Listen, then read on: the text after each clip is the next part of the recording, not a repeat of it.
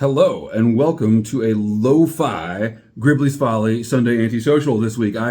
We've decided to go lo-fi for two reasons. One is that I'm in the process of scanning literally hundreds of thousands of negatives, and I need my throwdown piece to do the scanning. And so that's normally what I use to record these videos, with the nice warm light in the background, the shallow depth of field, so you don't see how messy everything is. I gotta use the camera for something else. The other thing, though, is that we're preparing for another winter storm. Another one. One wasn't enough. One wasn't. It's time to. We got to hitch the dog sleds back up and dig a Jack London style fire pit in the backyard if we want to survive. To top it all off, I am shooting a wedding this weekend, and so tomorrow, during the heaviest of the snowfall, I'm going to have to get in my Honda Civic and drive across town as if it was like Dyatlov Pass, but there's a wedding on the other side. And because I am paranoid and superstitious at the same time, I always keep my throwdown piece in the trunk of my car at weddings, and so I don't want to deplete the batteries because the power might go out, might not be able to charge my batteries. The primary camera batteries are already charged. But when I was young, I heard a photographer told a story about how he was on the way to a shoot, got into a car wreck, and he was fine, but the car was crunched in such a way that he couldn't get to his cameras. And you would think that if your car was crunched like that, you wouldn't really worry about the shoot, but I would. This is somebody's wedding. This is not going to happen again. And so I keep my throwdown piece in a separate section of my car. Like, in case my car is hit by a meteor but isn't totally destroyed, I'll still have a camera. And that is the kind of dedication you can expect from a photographer that grew up shooting film. Ooh, can't show you that one, never mind. I have been thinking a lot lately, as I do, about the futility of photography, especially modern photography. And it's very depressing. And we're supposed to have fun this week. That was the promise that we made to ourselves. Remember that last time? Oh, I should do a timestamp. All right, it is 8:41 p.m. on Friday, January 30th. So we're technically more than 24 hours away from when the Sunday Antisocial will go live. But what could possibly happen? As one of my friends has commented several times now, it's never good news when the Sunday Antisocial comes out on Saturday. Never a good time. So this one's definitely going to come out on Sunday, which means Saturday is going to be boring. Nothing's going to happen tomorrow. And that means that we get to talk about fun stuff and not the stuff we've been talking about all year. Anyway, it is fun for me to talk about photography. If it's not fun for you, you don't have to watch this. But even when we're talking about sort of the death of the medium, it's an interesting thing to talk about. It occurred to me, I was recently doing this big family history project, and I was scanning these very early silver gelatin prints from like the 1880s, and in some cases tintypes. And it occurred to me, so these are like my great grandparents, and I realized that I shoot more photos in a day, maybe in an hour when I'm working, than my ancestors saw in their entire lives. And I think there's sort of an artistic supply and demand at play where, when you have too much of anything, you don't want it anymore. And that is certainly where we are today in terms of the amount of photographs that are produced. I mean, I when I was teaching 15 years ago, I would talk to, I think at that point there were 1 billion photos being added to the internet every week or something, like some crazy figure. And that was 15 years ago. Most photos, like 99% of all photos, are like automatically taken photos from security cameras. Although lately, when you think about that, lately it's probably not the case anymore because they just shoot video now. And here I am spending my time scanning thousands and thousands of my old negatives, and it really does kind of make me question not only why did I shoot these to begin with, but also why am I putting more effort into them now, and do I really need to be making more photos currently? And I had this, my parents gave me, when I graduated college, my parents gave me a Xenitar 16mm fisheye for my Nikon F100, which at the time was like, I mean, I was 100% sure that I was a real photographer because I had this F100. And so they gave me this fisheye lens. And at the time, in the mid 2000s, you couldn't get a fisheye lens that was worth any. I mean, even the Nikon, I think they had an 18 millimeter 3.5, and it wasn't sharp. They just didn't make good fisheye lenses. So this one was particularly bad, but it was a fisheye lens that did kind of make sharp photos if in the right conditions. And I used it to shoot everything. Like, I have thousands of negatives that I shot with this lens, and it's such a waste. It's like on Saint Anger, where Lars like took the snare wire off of his snare. That's what it feels like. It's like this would be really cool if I just hadn't used this like silly toy that I'd found. So I think the life lesson there, if there are any aspiring photographers watching this channel, the life lesson is when you get into that situation where you need a fisheye, no, you don't. Some of your Ask Gribs questions will not fall within the boundaries of fun. I'm sorry. Some of them I can make sound fun, like, oh yeah. I had several people unsubscribe from the last video. I assume people unsubscribe after every video, that there's just like a natural fluctuation, but it's always good when they tell me that they have unsubscribed. Several people made jokes about a van, and I don't know what that means. Okay, 14 minutes in and I unsub, you can stand in front of my van. What? What?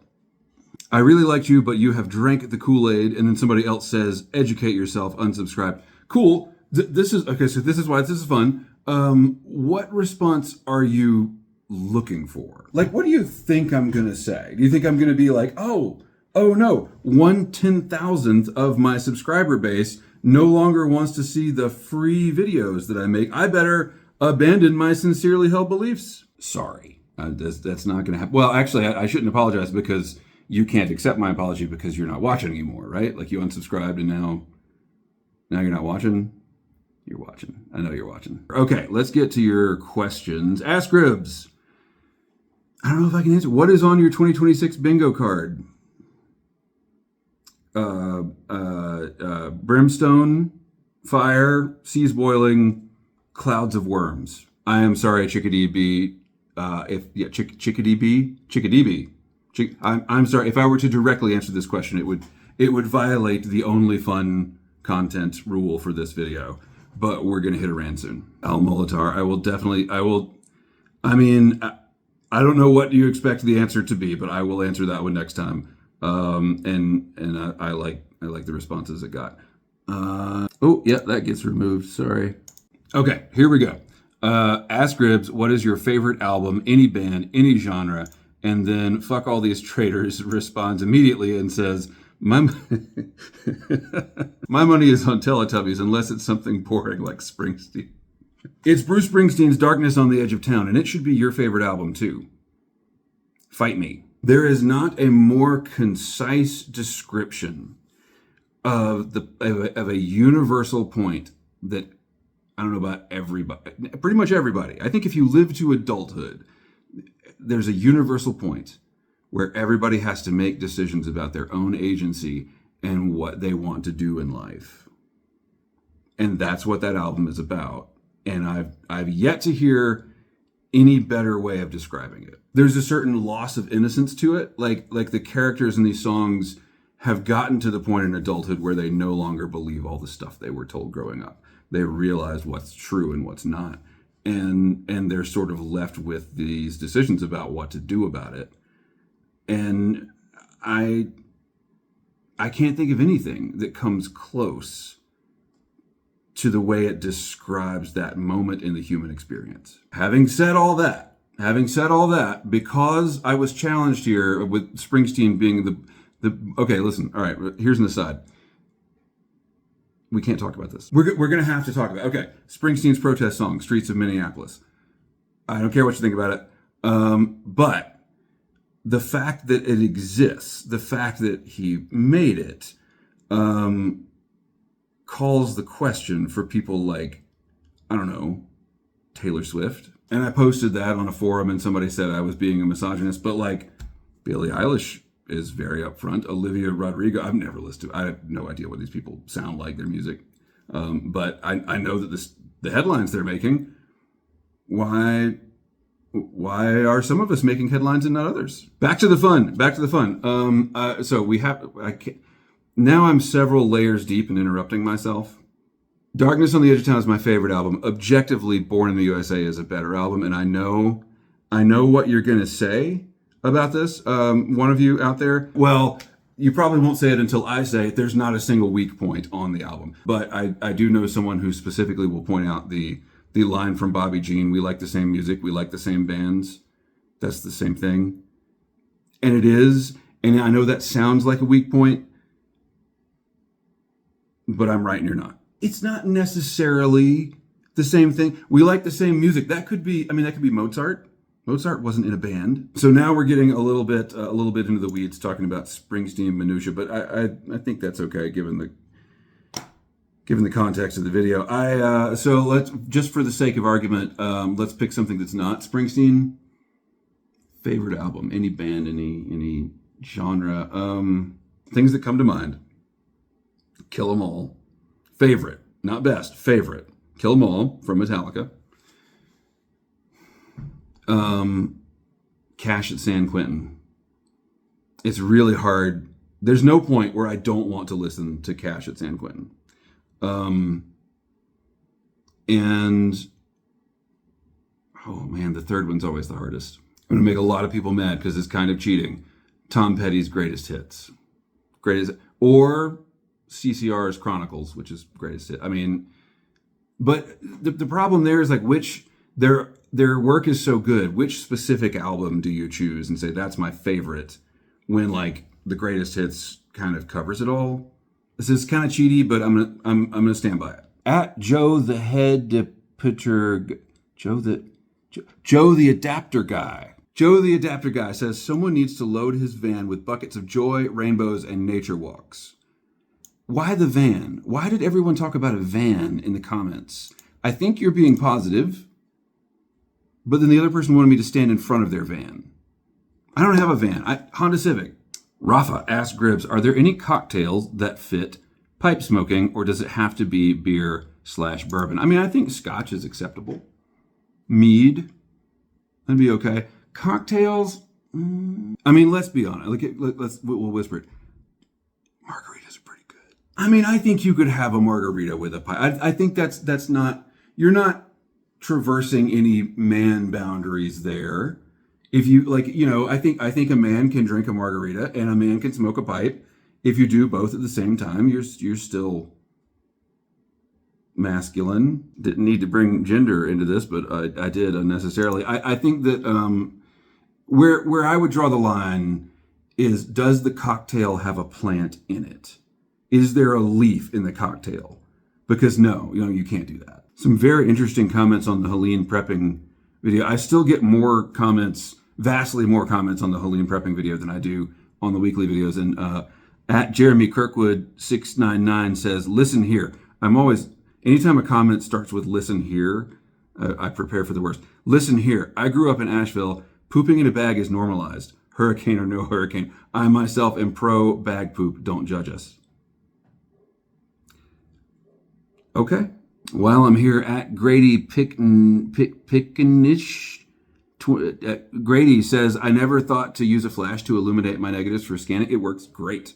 It's the best scanning I've ever done. You should try it. Rafa says, fantastic. I was so big a geek in high school that I read Gilgamesh several times just for fun and don't remember any of it. Well, see, you had me in the first part because I was going to be like, can you make a VR? Like, can someone tell me the story of Gilgamesh? I missed it. The Scuba Smith said, this is real journalism. I wish you had a talk radio show. Sunday Antisocial comes out every week, almost always on Sundays. I guess my Elizabethan mixture video has gotten some traction in the algorithm lately because people are commenting on that a lot. At Chirish1 says, an old Huggies box, hilarious. My tobacco cellar is still, to this day, in a Huggies box.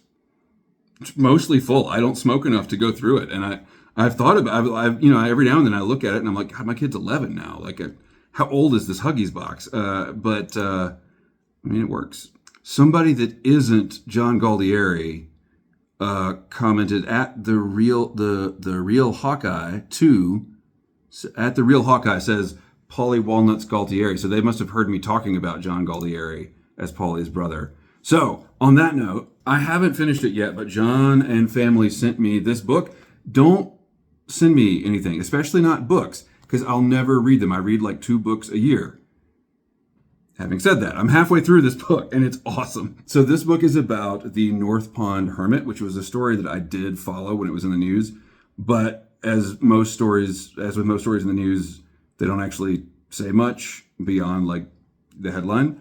And this is a deep dive into the life of this guy that walked out into the woods one day and didn't come back for 27 years. And it's very fascinating. Thank you, John and family, for sending this book along. I never ever want to do anything like that. That it has definitely cured me of that the tiny urge that was left, where I still thought, oh, one day maybe I'll go out in the woods for a long time.